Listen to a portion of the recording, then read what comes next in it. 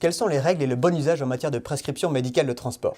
Pour donner de la valeur médicale à cette prescription et faire connaître les transports moins coûteux, M. Sébastien Seron de la Caisse primaire d'assurance maladie du Finistère et le Dr Avaux répondent aux questions de Nicole Offrette.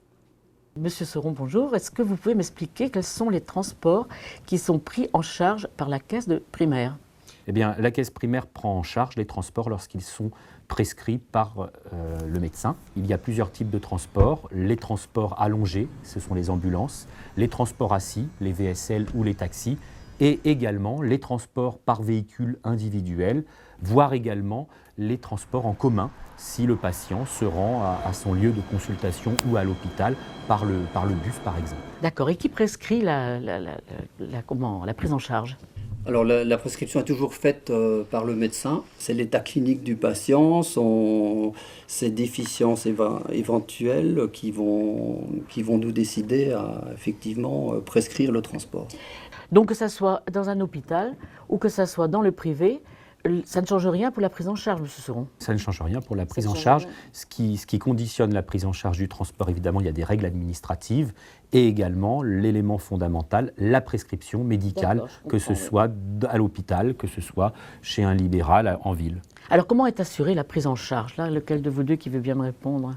Alors il faut d'abord que nous remplissions ce qu'on appelle un bon de transport, qui est un formulaire administratif qui comprend l'identité du patient, le type de véhicule dont le patient a besoin, c'est très important. On a cité différents moyens de transport, c'est le médecin qui coche et qui décide quel type de transport a besoin le patient. Ce n'est donc pas le patient qui décide du type de véhicule, ni la compagnie d'ambulance, si jamais le patient a déjà contacté la compagnie d'ambulance. Et donc la prise en charge est assurée à 100% par la caisse? Aucunement. Les transports font l'objet, de manière générale, comme les autres soins, d'une prise en charge par l'assurance maladie à hauteur de 65%, le reste, le ticket modérateur relevant des mutuelles. Alors il y a des cas où la prise en charge peut être prise à 100%, un certain nombre de cas. Je pense par exemple lorsque le transport est en rapport avec une affection de longue durée et que le patient, dans ce cas-là, étant en ALD, souffre d'une déficience justifiant la prise en charge d'un transport. Ce qui détermine la prise en charge du transport, c'est l'état de santé du patient. Oui, seul compte son état médical. Alors toutes les formules en fait de transport, si j'ai bien compris, font l'objet d'une prise en charge. Oui, alors il faut savoir qu'évidemment les transporteurs sanitaires, les taxis, doivent être forcément conventionnés auprès de l'assurance maladie. Et pour les transports en commun, il faut là encore une prescription préalable. Est-ce que vous avez malheureusement des pressions de la part de vos consultants? Alors, plutôt que de pression, je dirais plutôt des demandes injustifiées sur le plan médical. En particulier pour les patients en affection longue durée, où la prise en charge du transport n'est pas systématique. Elle est vraiment conditionnée à l'état clinique du patient, à son incapacité, à sa déficience éventuelle. Alors, Monsieur Seron, le but, ce sont les économies. Et comment?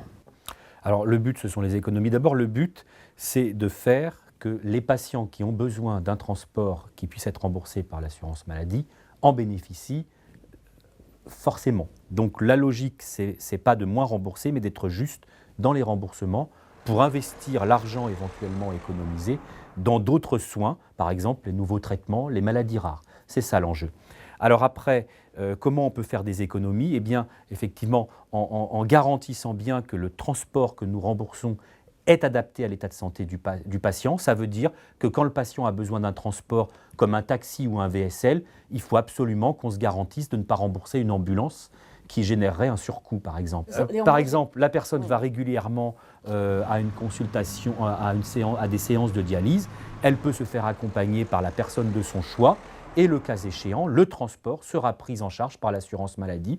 C'est à la fois plus agréable pour la personne qui est accompagnée par la personne de son choix et plus bénéfique pour la collectivité du fait de l'économie générée. Est-ce que vous avez un moyen de contrôle en cas d'abus, on va dire? Bien sûr, l'assurance maladie effectue très régulièrement des contrôles sur les transports facturés à l'assurance maladie qui font parfois, le cas échéant, quand la prise en charge ne devait pas être assurée, d'indus qui peuvent être faits ou bien à l'assuré social ou bien au transporteur lorsque le transport a été pris en charge en tiers payant. Donc vous faites appel au civisme pour commencer? Au civisme, tout à fait. Merci beaucoup à tous les deux.